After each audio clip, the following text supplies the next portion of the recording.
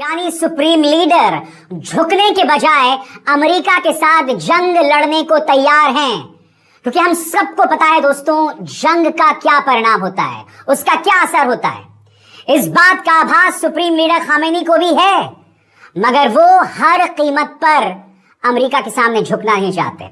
समानांतर तौर पर ईरान के विदेश मंत्री अब्बास अरागची लगातार बातचीत कर रहे हैं और उनका जो ताजा बयान आया है उसमें वो अमेरिका से कह रहे हैं, भाई थोड़ा सब्र रखिए।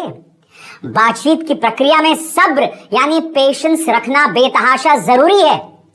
आप में से कुछ लोग कह सकते हैं कि आखिर खामेनी का ये बयान क्या कहता है, क्या है खामेनी के पीछे के इस बयान की सोच। क्योंकि आपको समझना पड़ेगा दोस्तों कि खामेनी को सत्ता में रहते हुए करीब 37 साल हो गए हैं, यानी कि करीब 4 दशक, और उन्हें इस बात की चिंता है कि लोग उनकी विरासत को किस तरह से देखेंगे।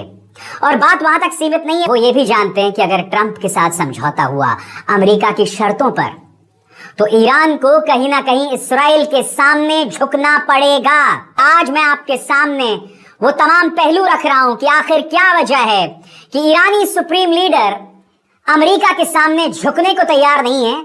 उन्हें जंग कबूल है मगर किसी तरह का समझौता नहीं। गौर फरमाएं, सबसे पहले ईरान का मानना है कि अमेरिका की शर्तों को मानना यानी अमेरिका के सामने सरेंडर करना, आत्मसमर्पण करना। और किस तरह से, गौर फरमाया जाए। अमेरिकी शर्तों में यूरेनियम एनरिचमेंट को खत्म करना और बैलिस्टिक मिसाइलों की मारक क्षमता को इतनी कम करना कि वे इस्राएल के लिए खतरा ना रहें, जैसी शर्तें शामिल हैं। अब आप मुझे बताइए कि सुप्रीम लीडर खामेनी इसे क्यों मानेंगे? क्योंकि एक तरफ आप ईरान की जो धार है, हथियार की धार, उसे कुंद कर देना चाहते हैं, उसे ब्लंट कर देना चाहते हैं, मगर इस्राएल पर कोई कब्जा नहीं है।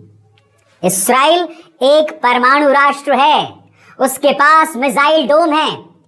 यही बात खामेनी बार बार कहते हैं कि अमेरिका के सामने हम समझौता करें मगर इस्राएल पर क्या दबाव है।